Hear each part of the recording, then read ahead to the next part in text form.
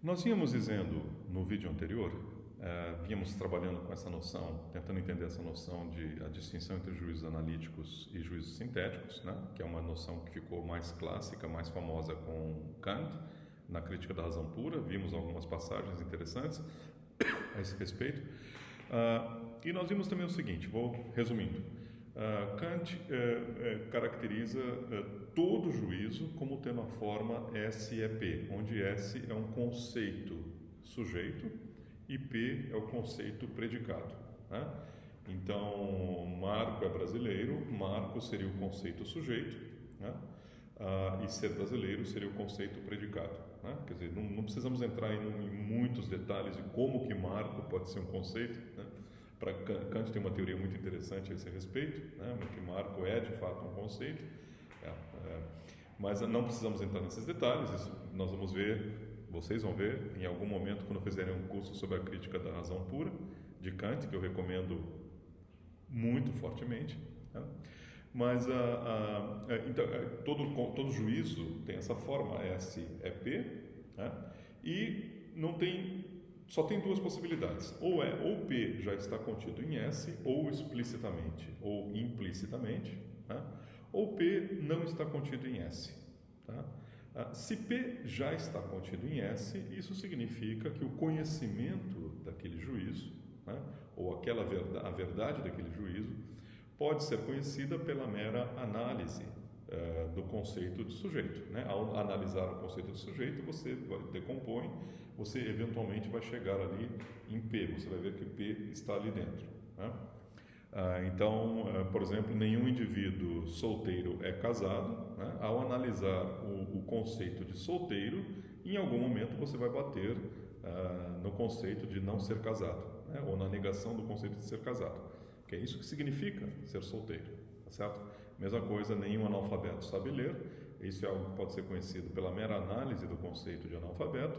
Se você analisar, em algum momento você vai chegar na ausência da capacidade da leitura, né? É parte da definição de analfabeto, né? Ou pode ser que o predicado P, o conceito predicado P, não esteja no conceito sujeito, né? Se está no conceito sujeito, né, Kant chama então de juízo analítico, aquele que pode ser conhecido pela mera análise. Se não está no conceito de sujeito, se P não faz parte do conceito de sujeito, é o que Kant chama de um juízo sintético, né? Sintético significa que ele requer uma síntese para ser conhecido, né? Nós estamos de alguma maneira colando esses dois conceitos, né? Claro que não pode colar arbitrariamente, tem que haver alguma forma de justificativa nessa colagem. Isso é um aspecto interessante da teoria de Kant, que nós vamos ver algumas coisinhas, né, nesse curso aqui, mas novamente os detalhes, maiores detalhes, ficam para um curso exclusivamente sobre Kant, né? Não é isso que está nos interessando nesse momento, né? Agora, como nós mencionamos no vídeo anterior, essa caracterização ela é meio pobre no seguinte sentido, né? Porque algo que estava na mente de Kant, algo que estava na mente de Hume também, quando ele fala de relações entre ideias, né? Tem coisas que nós conhecemos apenas prestando atenção na relação entre ideias, tá certo? O que Hume, o que Kant, o que toda a tradição estava pensando é que tem verdades que dizem respeito apenas a conexões dos conceitos, né? O que um conceito tem a ver com o outro, tá certo? Então, apenas analisando conceitos, apenas prestando atenção na estrutura conceitual do pensamento, no caso de Kant, do pensamento, né? Você seria capaz de conhecer essas verdades. Diferentemente daquilo que Hume chama de questões de fato, né? O que Kant está chamando de juízo sintético, que você precisa de algo mais. No caso de Hume, você precisa prestar atenção na natureza, precisa prestar atenção, precisa da experiência, tá certo? Mas nem todo juízo analítico, então, juízo que a gente pode conhecer apenas prestando atenção nas conexões conceituais, na estrutura conceitual, nem todo juízo analítico, evidentemente, tem a forma SEP. Tem juízos que têm uma forma bastante... SEP é extremamente simples, né? Mas tem juízos que têm uma forma bastante mais complexa e, no entanto, a gente gostaria de reconhecer esses juízos como sendo analíticos, né? Voltando um pouquinho, Kant também caracteriza o juízo analítico como aquele que pode ser conhecido apenas aplicando-se apenas o que ele chama de princípio de contradição, né, que eu já mencionei no vídeo anterior, que hoje nós chamaríamos de princípio de não contradição. Né? Supostamente, isso tem que ser entendido assim: se você negar o predicado do sujeito, você estaria cometendo uma contradição. Né? Supostamente também, porque o predicado já está contido no sujeito. Então, é como se você tivesse... Se o predicado está contido no sujeito, ao negar o predicado do sujeito, você está fazendo as duas coisas, atribuindo o predicado ao sujeito e negando o predicado ao sujeito. Portanto, está cometendo uma contradição. Supostamente era isso que Kant está pensando, mas ele nunca é muito claro a esse respeito. Mas o fato é que há muitos juízos analíticos, o que nós gostaríamos de chamar de analítico, que não tem essa forma simplesinha, né, de Kant. Então, por exemplo, tipicamente aquilo que nós vemos na lógica, quando vocês fizerem um curso de lógica, vocês vão ver uma série de juízos, uma série de proposições, né, que não tem essa forma simplesinha. Né? Por exemplo, se A tem todas as propriedades que B tem, e se B tem uma propriedade que C não tem, então A tem uma propriedade que C não tem, por exemplo. Né? Se você entendeu o que eu falei, você vê que tem que ser um juízo analítico, ou é algo que você reconhece apenas em virtude dos conceitos. Né? Mas ele não tem, evidentemente, essa forma simples, essa é P. Tá? Então, nós gostaríamos de ter um critério mais refinado para a analiticidade do que aquele que Kant está nos dando. Tá certo? Eu mencionei também que no século XIX, Gottlob Frege, um filósofo alemão, né, do final do século XIX e começo do século XX, que trabalhou bastante com a lógica, e Frege estava particularmente preocupado com o status epistemológico da matemática, em particular da aritmética. Né? Assim como Kant também, né?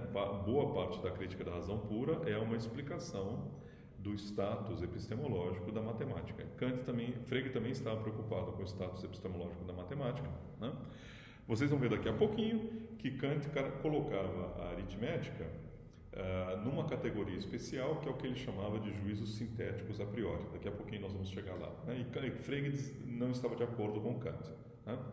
A justificativa que Kant dá é que juízos analíticos são juízos que não estendem o nosso conhecimento, são juízos, digamos assim, pobres do ponto de vista de conteúdo, né? Não tem conteúdo nenhum, na verdade, né? E, portanto, a matemática não poderia ser redutível a juízos analíticos. E Frege vai dizer o seguinte, numa obra que é considerada por muitos historiadores como como marcando o início da lógica contemporânea. Né? Quer dizer, a lógica, costuma-se dizer, esse é o folclore, né? Não é bem assim, nunca é bem assim, mas esse é o folclore que a lógica nasceu com Aristóteles, através das reflexões de Aristóteles sobre a forma da boa argumentação, etc., e parou em Aristóteles. Quer dizer, a lógica ficou praticamente 2000 anos congelada em Aristóteles. Né? Aquilo que os medievais faziam era uma espécie de reformulação, um estudo de alguns detalhes do que Aristóteles tinha feito. Kant fala dessa maneira. Né? Quando você lê o prefácio da Crítica da Razão Pura, não a introdução, mas o prefácio da edição B, Kant tem essa passagem curiosa. Ele diz: a lógica desde Aristóteles é a mesma. Tá? E não é porque a lógica seja conservadora, porque lógica não, é porque a lógica, digamos assim, ela era muito contida, ela encontrou o seu verdadeiro objeto de estudo e ficou ali. Então, várias pessoas, vários filósofos, inclusive Kant, né, tinham essa ideia de que a lógica começou com Aristóteles e parou. Aristóteles tinha feito tudo que havia para ser feito na lógica. Essa ideia, então, foi demolida com o trabalho de Frege. Estou contando ainda a historinha do Frege. Com o trabalho de Frege, em 1879, ele publicou um ensaio de 70 páginas, chamado em alemão Begriffsschrift. Né? Begriff, em alemão, significa conceito. Né? Schrift significa escrita ou notação. Então, Begriffsschrift, a tradução disso, seria notação conceitual ou escrita conceitual. Né? E o que Frege é considerado como sendo, digamos assim, a nova maneira de se fazer lógica, que basicamente deu o ritmo, né? Determinou como hoje nós fazemos lógica. Nós estamos vivendo hoje, então, a tradição freguiana da lógica, né? Ou a lógica contemporânea. A tradição freguiana, não fazemos exatamente usando os símbolos de Frege, mas fazemos usando as ideias de Frege, né? É interessantíssimo, tem mudanças muito interessantes da lógica aristotélica para a lógica de Frege.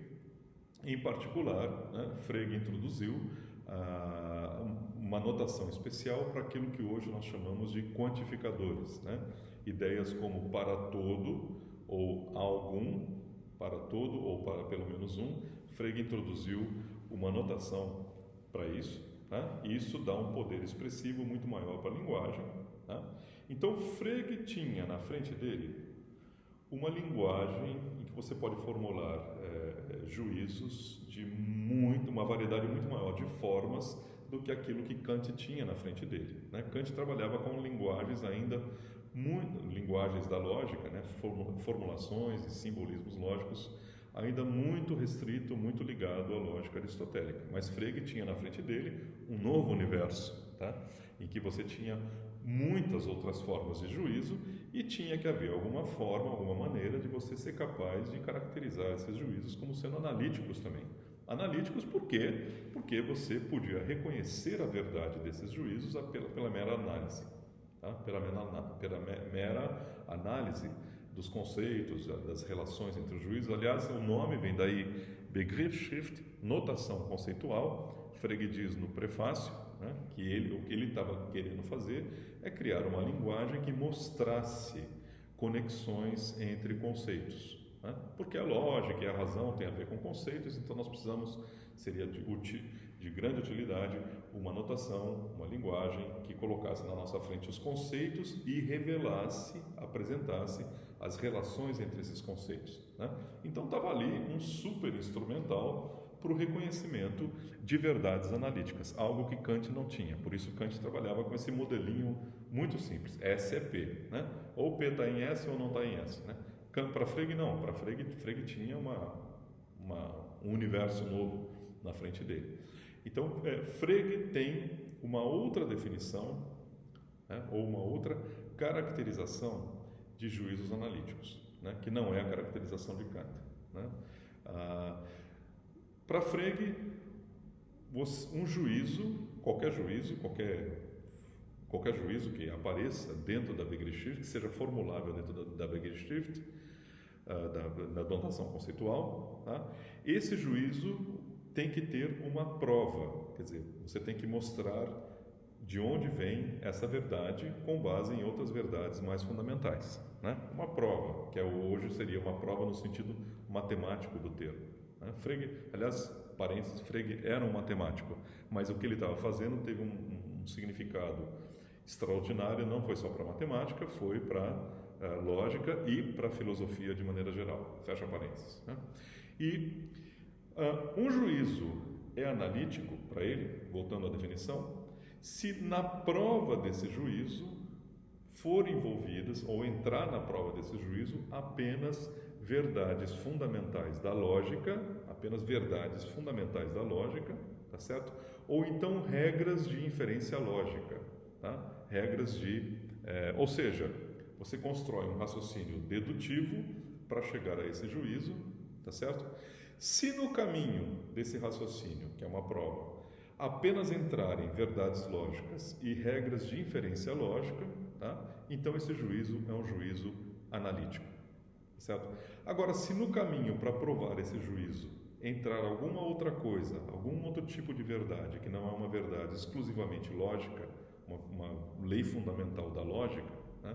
Então esse juízo não é um juízo analítico, ele tem que ser um juízo sintético. Então Frege retira a distinção analítico-sintético. Para Frege não diz respeito ao conteúdo do juízo, como dizia respeito para Kant, pertencer ou não pertencer, o predicado ao sujeito, mas sim diz respeito a uma característica da prova e da base sobre a qual aquela prova é feita. Se apenas entrar leis da lógica e regras de inferência, é um juízo analítico. Se entrar qualquer outra coisa, então é um juízo sintético.